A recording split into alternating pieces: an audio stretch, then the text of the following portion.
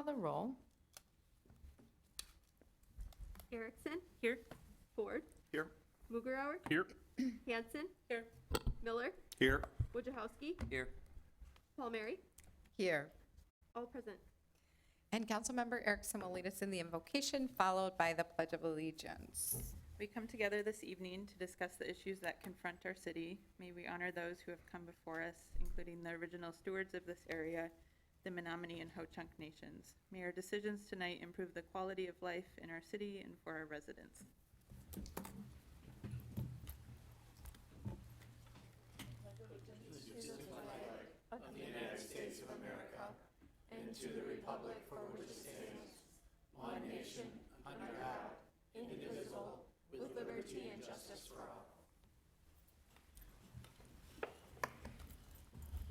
Okay, we have citizen statements to council. Jesse, who's first? Nathan Weinberg, If you could step right up here and give your name and address, that'd be great.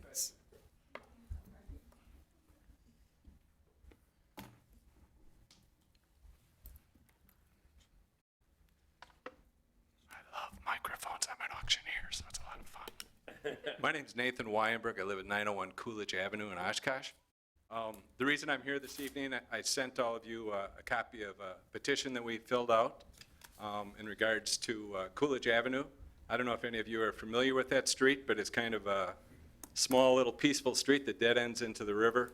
There are 5 houses that actually use that as use driveways that are off of that street. I've lived there 26 years. Probably 5 times I've met another car coming my direction. That's how uninhabited that street actually is. The infrastructure, 1959, I'd consider that midlife because it's younger than me. I'm 1958. But it is failing. I get to meet the people in the Public Works Department once a year. They come out because the sewer collapses. So I get to meet them once a week. So the infrastructure definitely needs to be repaired. The need for a curb and gutter, supposedly I was told that the DNR requires that so that they can recycle water, storm water. It would be better for the environment if there was curb and gutter. Implementation of sidewalks. It's going to increase the impermeable surface. Stuff is not going to be able to permeate, excuse me. There's going to be salt, there's going to be contamination. I don't know if any of you have been out on our beautiful Lake Winnebago this year, but it's rather green, and that's caused by all the runoff. Putting more sidewalks there is going to increase that. And we are right on the river right there. There are channels on both sides, so I think that a sidewalk is definitely an overkill. Also, it's going to increase the likelihood of flooding because there's less place for the water to permeate. The other question I have is, if we do widen the road to 32 feet, will that cause nonconformity of the houses as far as setbacks go? So those are my concerns. Thank you very much.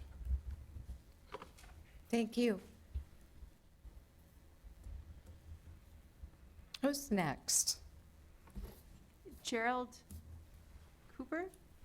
Kuiper.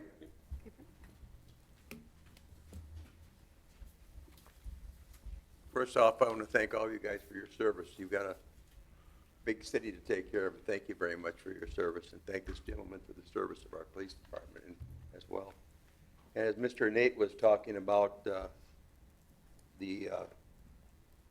I'm kind of the new guy in the neighborhood. I've only been there for about 8 years now. We retired, and that's where we wound up. But we've got, as he said, a very, very quiet little community. There's 3 active homes actually on the street. The other ones are on Bauman, but they activate through the driveway. But it seems to me that when you've got something that's not broke, you don't fix it. Now, you got to fix the infrastructure of the water problems and things like that. We know that. But if I had my druthers on the rest of it, I think we would just fix it and resurface the street, because it's been working very fine for 20 years.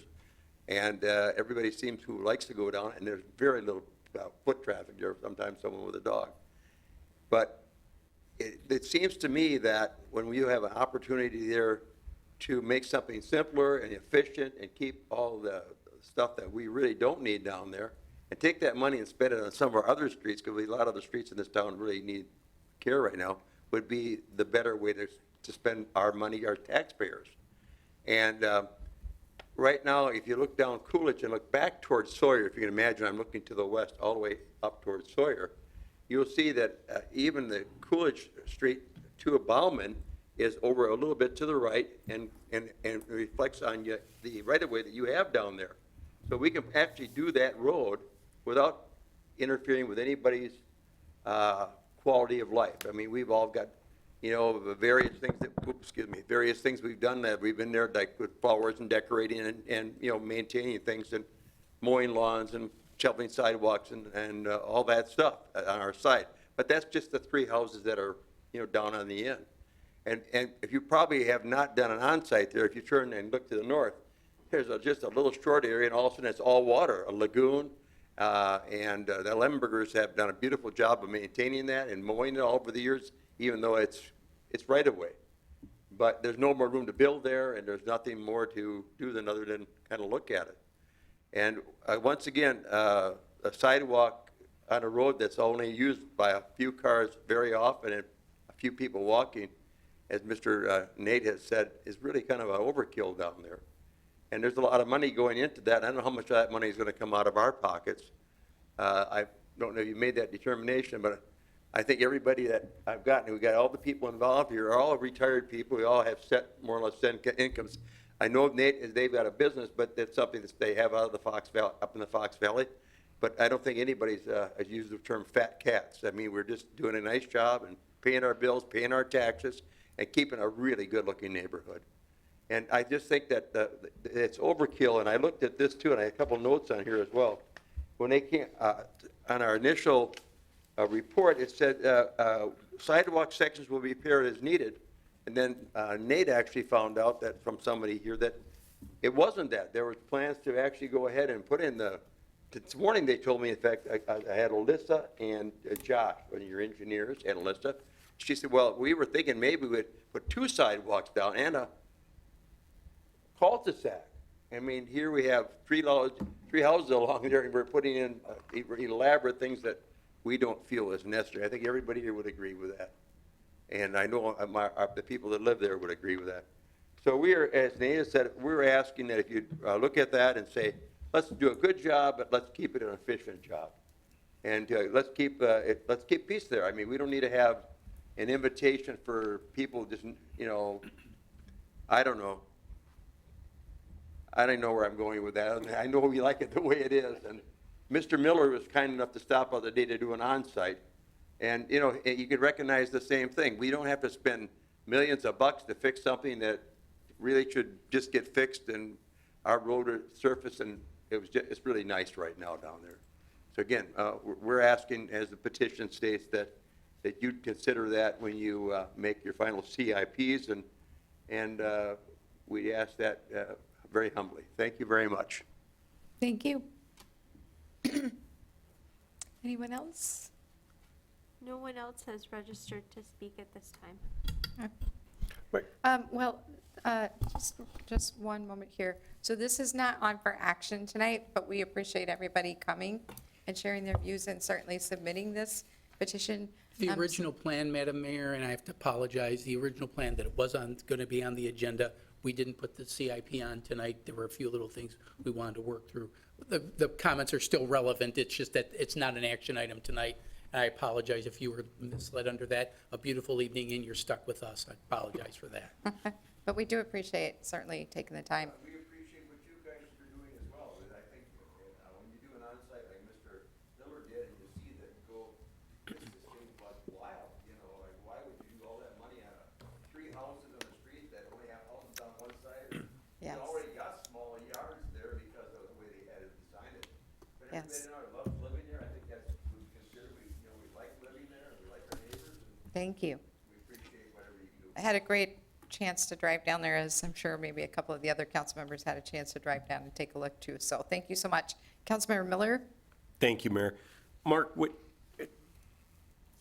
can we have staff maybe take a look at this? Because and again, I'm out of my realm, but I mean, there clearly is not room for sidewalks down here, so I'd like to take a closer look at this, maybe.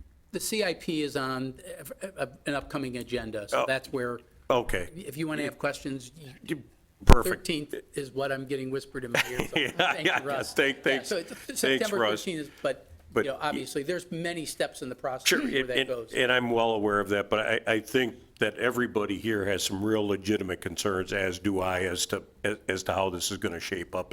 And I know it's preliminary, so James, don't have a heart attack back there, but. Well, and but, just to follow our rules too, and for public meetings, that's why we can't go into discussion and back and forth during citizen comments. It deprives citizens of their opportunity to have transparency. So absolutely, when we bring the CIP back, there will be more discussion. Yep. Thank you all for coming, though, seriously. Yep. All right, yep. Now the cop can go home, too.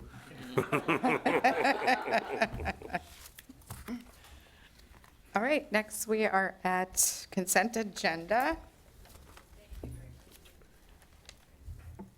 We have a motion and a second on the agenda. I move approval. Second? All right, discussion on the agenda. Got quite a few special events left coming up. All right, please take the roll. Erickson, Aye. Ford, Aye. Mugrower, Aye. Hanson. Aye. Miller, Aye. Wojciechowski, Aye. Palmieri, Aye. carried 7. Yes, Councilmember Wojciechowski. Mark, I see we did just now approve a number of liquor licenses. Do you have a up-to-date count on how many are still available?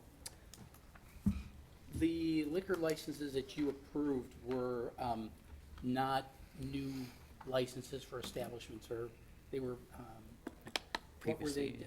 Operator licenses mostly and special event Yeah, type just things. those, nothing, so we still have about 7 or 8 left, to answer your question. Okay, and that's excluding the Sawdust District? 'Cause it- Correct, and I love getting that question out because a lot of people worry, Mhm. if somebody needs a license right now, we have them. Okay, good to know. Thank you. Good question, thanks. People All love right. keeping account of those. It's good to keep them all. Yes. All right, we are at new ordinances, and these new ordinances are not we are not voting on tonight. We have ordinance 22-362, amend section 17-38.1 and section 17-32 of the City of Oshkosh Municipal Code pertaining to public nuisance abatements. If we could just have a quick description of what we're doing with that nuisance abatement summary. Sure. It's mostly cleanup and trying to clarify a few things. We're actually changing the name to be a little more descriptive. We're clarifying how the public nuisance activity applies in multi-unit facilities like apartments and duplexes and those types of things. There was no specifically defined appeal procedures, so then you revert to a statutory appeal procedure. We went back in and set up an appeal system through this that would go to the city manager, and he can either do it himself or he would assign somebody to do that appeal. And then we added a termination of the nuisance, because once again, that wasn't something that was specifically in our ordinance before. I think the rest was just cleanup, if you give me just a second. We worked on these a while before they actually get to you, so I'm just trying to make sure I didn't miss anything. Yeah, the rest was some cleanup on the definitions, so. Okay, thank you. So again, no action on that item tonight. The next new ordinance, thank you, Sustainability Advisory Board, for working on this one, 22-363, amend section of Chapter 30 zoning ordinance pertaining to Wisconsin native perennial landscape species. Plan Commission recommends approval. Again, no action on that item. Let's see here. Aaron, would you be able to give a little summary on that? I would probably defer to staff, kind of Yes. work more closely with this. Yes, this is just an addition to our existing landscaping ordinance. Within the ordinance, we have a list of recommended plantings or species. So this was brought to us by Plan Commission. It's a list of Wisconsin native perennial plantings. So we're just adding that to the list so developers or property owners have more options to choose from of recommended plantings. And residents as well, right? Correct, yep. Of course. All Yes. right, thank you so much. Again, thanks for the work on that, and we'll move on to the pending ordinances this evening. 22-364 amend Section 25-68 of the City of Oshkosh Municipal Code pertaining to snow and ice removal. Do we have a motion and a second, please? So moved. Second. All right, discussion on ordinance 22-364. Councilmember Ford. Yeah, just a quick question for city staff, and I apologize, I didn't sense ahead of time, but I think it's pretty straightforward. Just the ordinance as written does not, no one's going to be penalized for putting salt on their sidewalk that's below 15 degrees, correct? No, the sidewalk still has to, if you have a sidewalk, you still have to follow city code and have it cleared. This just gives others potential solutions of how you could clear your sidewalk if it is below 15 degrees. Got it. The So- punishment is it really won't work. Correct. So people, I just want to make sure that there's not going to be an army of city employees walking around yelling at people for putting salt on the sidewalk. Nope, that is still a requirement. Awesome. Thank you. Thanks. It's a little depressing talking about ice. Yeah, in August. It's coming. But glad that we have that alternative to being discussed. Certainly affects our water quality and other items. All right, please call the roll on 22-364. Erickson? Aye. Ford? Aye. Mugrower? Aye. Hanson? Aye. Miller? Aye. Wojciechowski? Aye. Palmieri? Aye. Carried 7. 22-365, approve settlement with Walmart for property tax assessments for tax years 2020, 2021, 2022, and 2023 for property located at 351 South Washburn Street. So moved. Second. Discussion.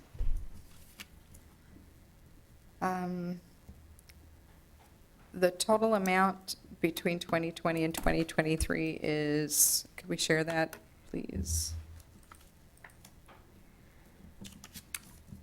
The total chargeback for, I think it was For all- 50,000? for all the taxing jurisdictions for 2020 was $24,349.91. And for 2021, it's $26,052.21 for a total of $50,402.12. Thank you. Any discussion on 365? All right, please call the roll. Erickson? Aye. Ford? Aye. Mugrower? Aye. Hanson? Aye. Miller? Aye. Wojciechowski? Aye. Palmieri? Aye. Carried 7. All right, Resolution 22-366, approve tax increment district number 43 project plan, designate tax increment district number 43 boundaries, and create tax increment district number 43 Mill on Main. Plan Commission recommends approval. So moved. Second. Any discussion on tax increment district 43? Excited to see the project move along. Please call the roll. Erickson? Aye. Ford? Aye. Mugrower? Aye. Hanson? Aye. Miller? Aye. Wojciechowski? Aye. Palmieri? Aye. Carried 7. All right, we're now at 22-367, approve debt policy. Long Range Finance Committee recommends approval. So moved. Second. Discussion. Deputy Mayor, I'm sorry, Councilmember Miller first, Deputy Mayor, then Councilmember Ford. Well, Russ, You're welcome faster. back. These are, we're kind of broadening the scope of our our debt here. Can you dive into this a little bit for us? Sure, but I think your classification of broadening the debt is opposite of what the Long Range Finance Committee is recommending. They're actually recommending that the maximum amount of debt we're going to incur is going to be reduced from 70% of the state statutory limit down to 60%. And that we're striving a goal instead of 50% to get to 40% of the state debt limit. That's basically all that's being recommended from Long Range Finance. Yeah, and thanks for correcting me. I should have said we're broadening, shrinking. So my Certainly. apologies. Yes, So, but no thank you for pointing out how dumb I am, but I appreciate No, it. I'm just trying to clarify. And can you maybe oversimplify that for everybody at home, that what the plan is long-term here? It is, Sure. The debt management policy is something that was adopted originally back in 2019. After discussions with Long Range Finance, we adopted a debt management policy, and that's important so that we keep a handle on our debt, that we have a policy in place for when we go to the tax rating agency, when we issue debt, is Moody's Investment Services, and they look at all kinds of different criteria, including what policies we have in place. So this helps that. In addition, they also look at our credit worthiness, our fund balance. But there's some things that they look at that are outside the city's control, like the per capita income of our community. So we're kind of a little bit on the lower end there, but we're doing this to maintain and hopefully improve our credit ratings with Moody's, because if we improve our credit ratings with Moody's, we'll have a lower interest rate when we issue debt. So what the state says is the state of Wisconsin says we can issue debt up to 5% of our equalized value. And in the past, we've been at 70% of that debt limit, as high as 70%. We've gotten it down to 50% right now. And just depending on what might happen in the future, Long Range Finance Committee, and I would defer to the committee chair, but we talked about having a maximum of 60%. So we're shrinking that. And so that means instead of 3.5% of that equalized value ratio, we're bringing it down to a max of 3 and a goal of 2. If we continue on a pattern that we'll talk about on the next agenda, as far as potential future debt issues to meet our needs of the community, within 10 years, we'll be at 39%. So we'll meet that goal of 40%. And I think Long Range Finance looked at that assumptions, felt comfortable with that assumptions, but that's a separate action. This action is on the policy itself. And I would defer to Deputy Mayor Mugarel or add any additional comments. I just want to thank you guys at Long Range Finance. I think you guys continue to do an amazing job with nothing but the city's best interest in mind here, making us stronger and well-positioned for growth and success. So thank you all, and thanks to the Long Range Finance Committee. Thank you. Deputy Mayor. Thank you, Madam Mayor. No, Russ hit on most of the good points. We've got a good debt management policy in place. This was about updating really one small part. And for me, it was about updating our goal. We had a goal previously to get to 50% of our allowable debt, and we've gotten there through through several different actions and some benefits. And this was about setting a new goal and making sure that Long Range Finance had a chance to tell this council that they see that goal as something reasonable and attainable, and to also remind future councils that we should be striving to lower that debt. We've got tough decisions every year come budget time, but that, in the end, we still want to put us in a good financial position of lowering debt. And that's what this one does. So it moves that threshold between 40 and 60, and we're striving for 40, and tells the rating agencies that we do have a solid goal in mind. So that's really the update. I guess My only question, oh, I'm sorry, Councilmember Ford, you go first. Yeah, I was just going to say, well said. I can echo the comments of Councilman Miller and Mugerauer. Just a couple of things, as Russ pointed out, we were at 78.6% of our allowable debt in 2014. We were an outlier in a negative sense compared to our peer communities. We're now at 50.8%. With this new goal of 40%, we're going to continue to be more of an average community, if not on the lower end, which is good. We're lower than Kenosha and Waukesha now, which is good. We're in the neighborhood of Eau Claire. And if we keep in our trajectories, we're definitely going to be looking very positive compared to our peers. So well done for the long-range finance, to the finance department, and then all the council members that came before me, because this has been a long-term goal, and it's being achieved, which is great. I just have a question for Director Van Gompel. So in our earlier workshop about the Clearwell, when we were talking about the Safe Drinking Water Loan Program, would that be outside of this portion of our debt, or would that be something that we will also be rolling into our CIP and operational? Yeah, that's a good question, Madam Mayor, and for council's benefit and benefit for the residents of our community, this debt limit is based on what's called our general obligation debt. And a technical term for that means when we issue debt, we're pledging future tax levy to support the repayment of that debt, kind of like a mortgage on your house. In addition to that, we have other types of debt.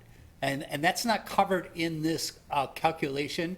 There has been some discussion in the community about some of our debt that's backed by revenue from our utilities. Those revenues from the utilities are pledged to pay that debt and are not part of this calculation. So I just want to make sure everybody's clear that this is general obligation debt. It's backed by future debt levies, and it's paid for by property tax and not by other revenue sources. So any of our enterprise funds or any of that? That is separate. Those we issue for water, sanitary sewer, and stormwater. We issue debt that's pledged by our revenues for those utilities.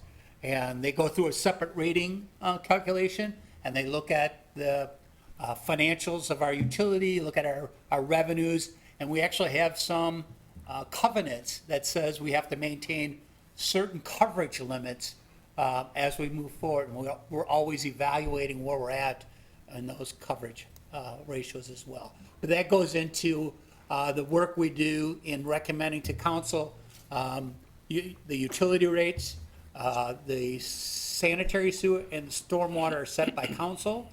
The water rates are set by the Public Service Commission. And as I reported on during the workshop, is we are in the process and have a notice to proceed with the Public Service Commission on water rates going forward based on current operations, but not based on the Clearwells project. So once the decision's made on the Clearwells project, we'll have to submit for authorization to construct.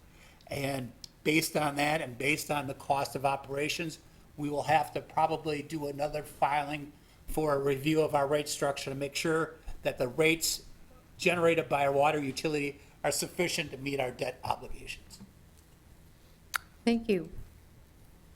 Any other discussion on 22-367? All right, please call the roll. Erickson? Aye. Ford? Aye. Mugerauer? Aye. Hanson? Aye. Miller? Aye. Wojciechowski? Aye. Palmieri? Aye. Carried 7. All right, resolution 22-368, approve framework for future debt. Long Range Finance Committee recommends approval. So moved. Second. Discussion. Deputy Mayor. Thank you, Madam Mayor. So this is the second part. Long Range Finance Committee over the last couple meetings took on both this last topic and this one, and I neglected to say thank you to them in the last one. Councilmember Miller did, so I've got to make sure I jump in here.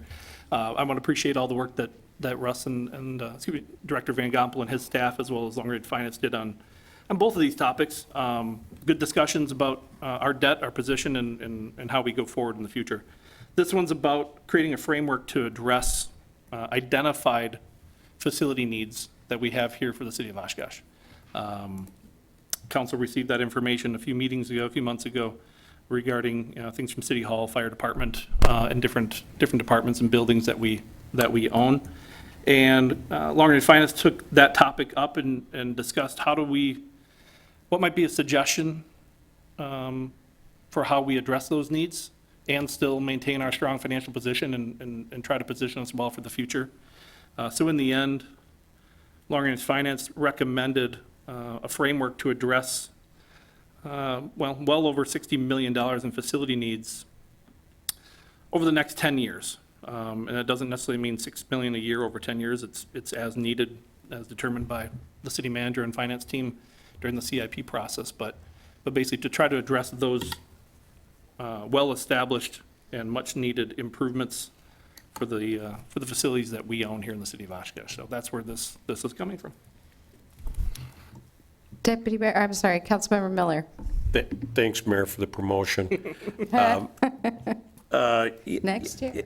I think for everybody at home, just so they don't complicate the two things, and jump in here, Russ or Matt, but I think this is more of a roadmap and benchmarking some of the distress needs of our facilities. And if I'm not being accurate, please correct me, but I just don't want this to be confusing because it's one after another. It sounds like we're spending $60 million. We are absolutely not. That is just a number that Long Range Finance, staff, and some other people have come up with critical needs for our infrastructure. So I just want everybody at home not to have a stroke. We are not spending $60 million, and Russ, chime in here and save me again. Thanks. No problem. I think it's important for the people at home, the residents, and just to remind council, during our workshop dealing with capital improvement plan, the CIP, we looked at the needs of our facilities, and we totaled about $65 million worth, in today's dollars, projects that need to be addressed within just our buildings, not looking at roads, not looking at other things, just city facilities. In the past, the city council has provided a goal for us when we prepare our capital improvement plan on what their comfort level is on the issuance of debt. That goal has been never memorialized by a resolution. This resolution would help memorialize that goal, and it's adding funding for facilities at about $6.5 million a year, which is somewhat new. But the whole parameter on reviewing our long-range position on debt and how much debt we can afford to take on and meet our goals that we just approved at the last motion and resolution is that if we issued $18 million of debt each year going forward, and again, that's kind of a framework or a benchmark. It's not an absolute given. And I just want to provide additional comment is staff can only recommend a certain level of issuing debt. The issuance of debt is actually an action that has to be taken by city council, and that's done on an annual basis. But as we plan for capital improvements in 24, 25 through the year 2032, we're going to use 18 million as a starting point. Now, there may be some years, based on certain projects, we may come in a little bit less than that, and some years we may come in a little bit more. But on average, the framework and the guidance that this policy or resolution will place for staff is to say, okay, work on a plan to issue $18 million of debt. We have the final approval, and I think long-range finance, and the motion is kind of wordy, but the intent from the long-range finance is as economic conditions support the issuance. And they were pretty adamant about including that in their recommendation. The reason of that is, again, when I talked about the ratios and how we were making these assumptions to get us down to 39% of our debt limit, we assumed that the valuation, the growth within the city was going to occur just a tad above 2.5%. Last year, our growth was 10%. I'm not sure we'll continue that growth. Who knows what's going to happen to the real estate market moving forward? But I used 2.5% of growth in that plan ratio calculation and assumption that you saw during those workshops.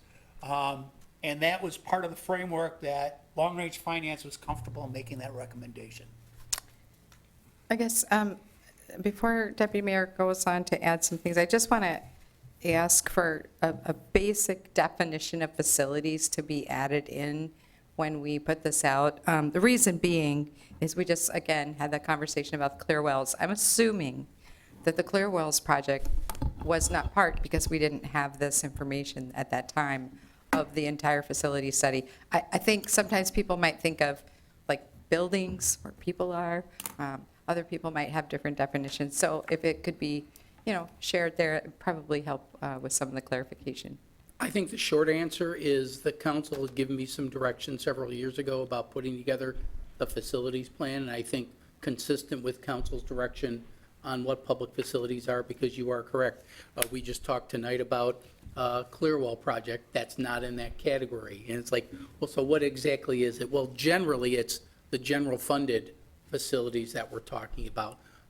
But we've recognized some other facilities that may get funded through some other sources. What Mr. Van Gompel's talking about is, these are the ones that the council had directed us to take a look at, what our facility needs are for the next 10 years, that are going to be general funded, that are going to directly impact our tax levy. So then, if I may offer an amendment to the actual resolution, it would be to just add that definition that was provided, that was intended, just to be clear.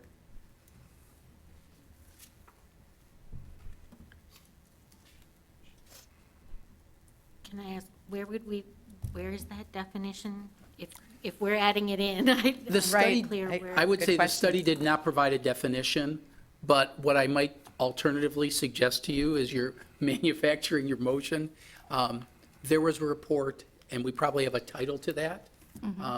But the first whereas clause talks about that very thing. The Common Council and the Long Range Finance Committee received information regarding investment in financing of improvements to city facilities as, I'm thinking of as explained or as identified, thank you, the word off in the audience, as identified in the 2022 facilities study that was requested by council. Something along those lines?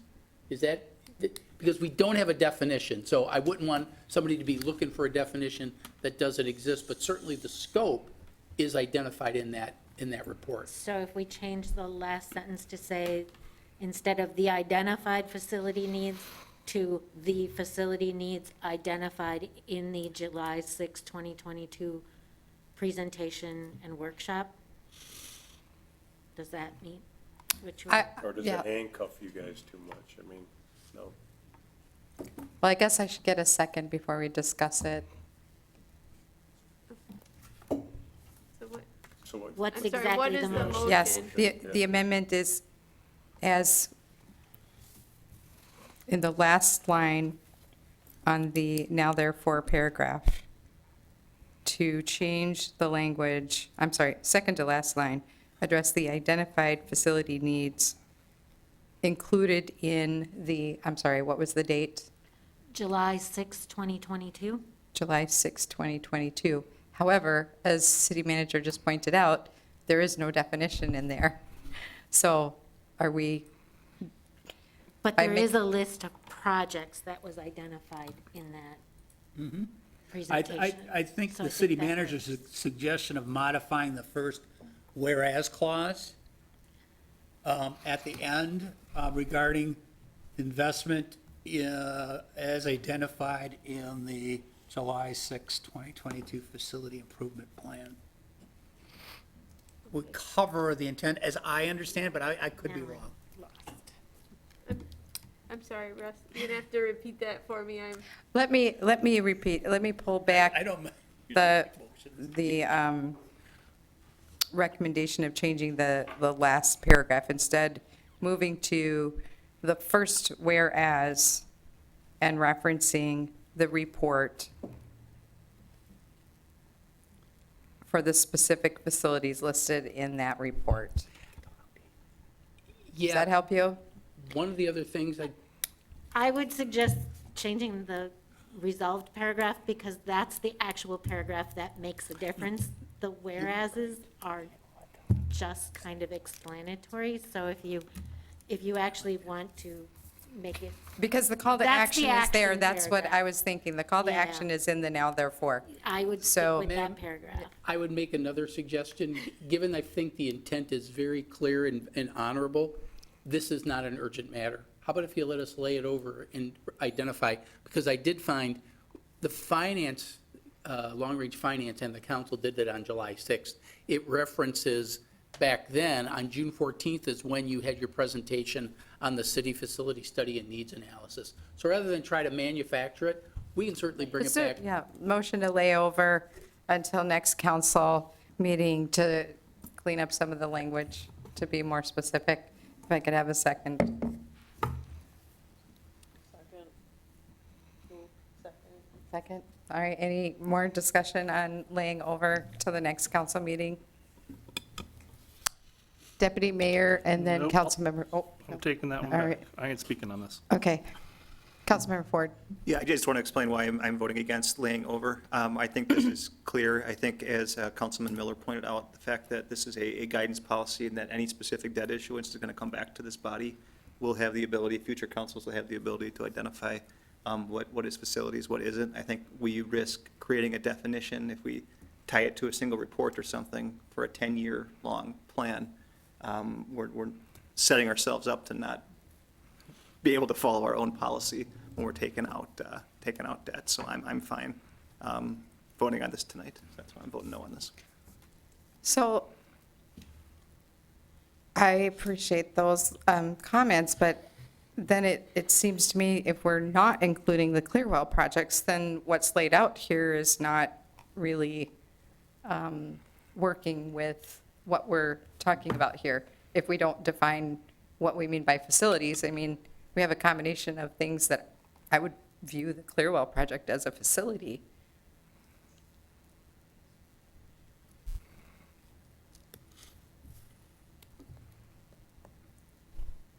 Did you? I had a response to that. Oh, you had again? Okay, Yeah, go ahead. And again, sorry, just trying to defend my vote here. I mean, my response to that would be that this is a framework for us taking general obligation debt out. And as Director Van Gompel had said before, the debt we're taking out in revenue bonds, we're borrowing against ratepayers, so it's a different collateral source. And I think that since this is a policy dealing specifically with our general obligation debt, I don't think that we need to worry about, I guess I'm comfortable with the assumption that the Clearwell would not be part of this since it won't be funded with general obligation debt. All right, anybody else have any questions or discussion on the motion to lay over? All right, please call the roll. Erickson? No? Ford? No. Mugrower? No. Hanson? No. Miller? No. Wojciechowski? No. Palmieri? Aye. Lost 6. All right, Deputy Mayor. Thank you, Madam Mayor. No, I just wanted to, I did want to chime in quickly before, but we got a little off track. I just wanted to clarify for Councilmember Miller and anybody listening, this is not committing council to do any sort of action. This is a resolution in support of trying to address those needs over a defined period of time. And as Finance Director Van Gompel pointed out, we specifically included the statement as economic conditions support. We have no idea what the future holds, and that at times there may be more tolerance for debt and less tolerance for debt, but just that it is their recommendation that council does see to try to address these needs, and in this rough framework is their guidance. And it's not an actual policy. This is just basically us accepting their recommendation and telling staff to try to work within this rough framework. But once again, council has final say every November in terms of a budget, and who knows what the future councils will hold, so.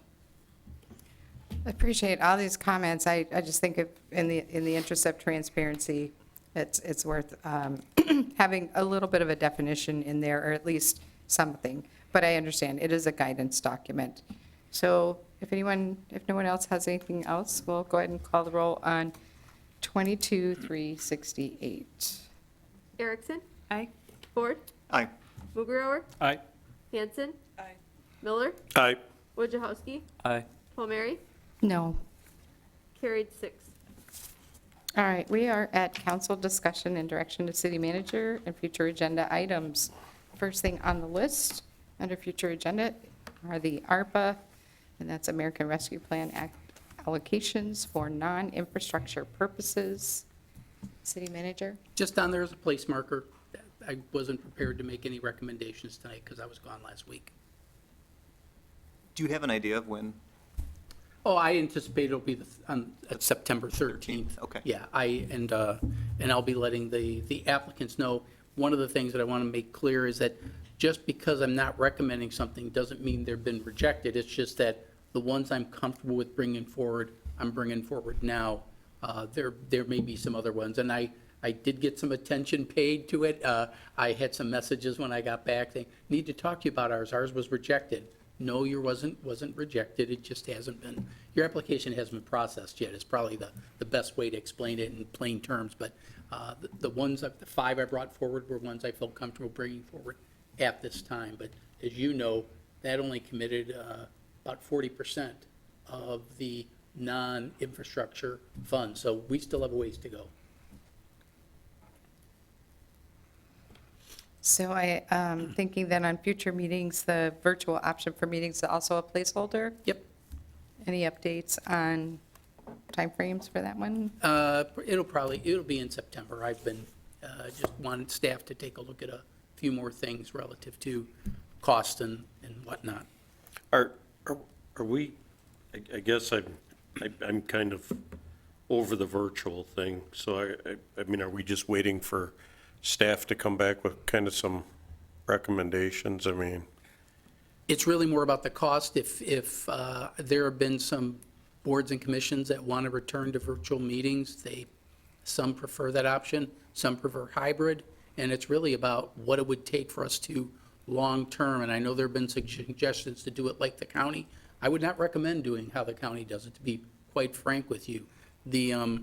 I think the technology is not very good, and I think for us to do what we've been doing from a quality standpoint, I don't want to go back on quality, and I know that our staff at Oshkosh Media don't want to do that. So how do we keep the improve transparency, improve availability without it costing us too much, and what sacrifices? There are going to be some sacrifices that the council may have to take a look at and say, I'm willing to sacrifice this in quality for this in, and forgive me for the term, convenience. Yeah. There are some people who want to have virtual meetings, and they think they would improve attendance. We had another meeting last night that was canceled for lack of a quorum, and the comment was made, if it was a virtual option, I would have been there. So we keep hearing those things, and ultimately, it's going to be a policy move.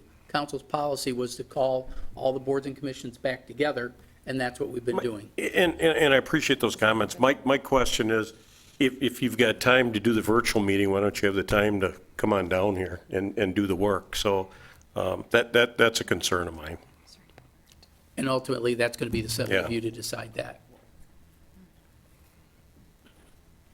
And then we have the joint meeting with the school board. I'm That- sorry, Councilmember Wojciechowski. I'm sorry. No, that's all right. So as it stands now, if we have an issue, dealing with accessibility, whether, a member of the community wants to attend but can't for accessible reasons, or even, let's say, like a member of that committee, can you, correct me if I'm wrong, but do we have measures in place to accommodate that? If you're talking about, if your question is related to someone who has an ADA disability, we are required by law to make an accommodation, and we will. We do make the request, and I have not received a single request in my 14 years here, but we've prepared ourselves if we get a request, but we ask people to make a request that's reasonable in advance notice so we can make that accommodation. COVID helped us a lot because I think we've learned a lot. The quality of the experience is really up to you to determine that. But we have the technology to be able to do a lot more on accommodations than we ever were pre-COVID. So that's, I think, a good thing. But to date, I haven't had a request for some type of accommodation And and normally the question that gets asked is, what would be a reasonable accommodation for you, Mr. Wojciechowski, to make this happen? And then you tell us, and we say, we can do that for you, that'd be great. So we really try to accommodate what that need might be. We check with our colleagues to find out what's going on elsewhere. There aren't a lot, but certainly if we knew that we needed to make an accommodation for a member of the public, we would absolutely do it. Does that apply to members of the committee as well? Yes, that the law requires us to make that accommodation. Okay. I'm just thinking of like non-ADA examples where that could come in handy and whether we could accommodate that. I know yesterday DEI wasn't able to meet because we had one member who got stuck at work, and then like right as we were deciding to leave, they were like, oh, I'm just getting out now. So like things were like, if they could just, Zoom in from work to meet that quorum so we can have a meeting instead of waiting a whole month when we're working on important things. I do see somewhat of a need for it, but, there's a little bit of trickiness with it, so. That'll be the essence of your discussion when we bring it back. All right, thank you very much. And a joint meeting coming up with the Oshkosh Area School Board and the council Thursday, October 27th at 5 p.m. at the School District Administration Office. We should be receiving in advance draft agenda for that, I would think, by like mid-October? Yeah, the last time I had notes about which items were already asked. I'll make sure I have that list next time as we get closer. If there's anything, just let me know, but I think we had about 3 items on the list if my memory serves me well. This could be a really dumb question, but this is from the last time we had the meeting. Who's running it? Do we have a clear idea? Running the meeting Yes. has more been of an open forum. It's a joint group. Typically, the chairs, the respective chairs, the mayor and the school board president, but it's really more of an ongoing discussion. I will talk to Dr. Davis about having the agenda organized so that there's a presentation that accompanies each of the issues. And I ask, because Mayor, if you remember last time, you had to run the meeting, because basically Because nobody else nobody, did. yeah, right. So in some of our other joint meetings, what we've done is each body calls their role, right? And I think in this particular situation, we should defer to the host for the meeting structure beyond attendance, if that is okay with council. Works for me. Does that seem acceptable? Yeah, All right. City manager, can you communicate that to the superintendent? Absolutely. I think that's good, house rules. Thank you. And to the chair, I guess, who's running their meeting, so. All right, very good. Glad for that question. Because, yeah, I kind of got stuck holding the bag. Want to be productive, right? Which is fine. All right, and the 2021 audit presentation, September 13, 2022, do we have a time? Part of the meeting. Thanks, yeah. Just part of the regular meeting. Okay, We'll probably, I'll check in with the legal staff and the clerk's office, but I think we can just do that as part of the presentation at the beginning of the meeting. all right. And then for future workshops, we have the second budget workshop on August 30th, room 404, here at City Hall at 5 p.m. The public can attend and view that either online or in person. It is not the hearing, it is the workshop where council is presented, or staff presents information to the council. So that, again, August 30th, 5 p.m. here. And then we're at council member announcements and statements. And I just want to make an open call. So there was a news report this morning about the number of open positions on boards and commissions. Just want to spell out that there are approximately 6 open full seats on our boards and commissions on our various 23, I think it's 22, 23 boards, and quite a number of alternate spots. So we have at least a dozen alternate spots that, as Councilmember Wojciechowski was referring to, had we had an alternate already appointed, which tonight, as of this agenda, we do, But some of those boards and commissions could really use folks to serve in that alternate capacity in the unforeseen event that there isn't a quorum. And additionally, because it's coming close to September and school is starting soon, I also want to point out that before the pandemic, we added youth ex officio non-voting seats for high school students for many of our boards and commissions. So if you are watching this and have an interest and you're in high school, we'll be trying to send out a press release this next week to talk about that application process now that school is coming back in person. Would love to have youth engaged in some of these boards and commissions as well. Any other council member have board or commission? Councilmember Wojciechowski. I'm just adding that I plan on asking Michelle to invite council to our next DEI meeting. In our previous meeting, Mike, you weren't there, but we had discussed inviting council to attend our meeting to just kind of talk about the committee in general, concerns, maybe changes that need to be made, just to make sure that they have, they're effective and can do what they need to do. So just look forward to getting that invite. They're always the fourth Monday of every month, so it's going to be at the end of next month. And if I could also ask staff, some of the board and commission staff folks send out emails in advance as reminders and collecting planned attendance. And I don't think all of our boards and commissions do that. I'm just wondering, is that a possibility with some of these who've had, I don't want to micromanage you or anything, but I've noticed an inconsistency about the ones that have better attendance are the ones that have those little reminders and attendance polls. I would say that quite the opposite. Okay. That we call when we have a track record of lack of attendance. Okay. So we typically don't call, you typically don't get a call. But if I worry that you're going to miss a workshop, no names tonight, if I worry that you're going to miss a workshop, you have gotten calls. It's really more a judgment call on the behalf of staff that says, I'm concerned that I might, they hear that one or two people may not make a meeting, then they start getting a little nervous when they start making the call. Otherwise, they don't, but some of the ones that have had attendance issues, their staff does make a call because they want to make sure that their time is well spent, that they're not sitting, as they did last night, waiting until 6 o'clock to call the meeting, so that was And that was despite, getting a week in advance, who's going to be there, and even the day before, confirming if people can still make it to the, so it was a last minute thing, so. because prevent it. I think at noon, you thought you had a Which quorum, time and we then showed up. suddenly something happened with one of the members. So those things, I think, are going to be an unavoidable type of thing.